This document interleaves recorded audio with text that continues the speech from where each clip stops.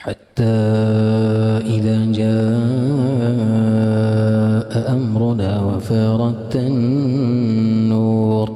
وفارت النور قل نحمل فيها من كل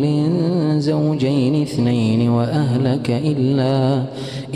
من سبق عليه القول ومن آمن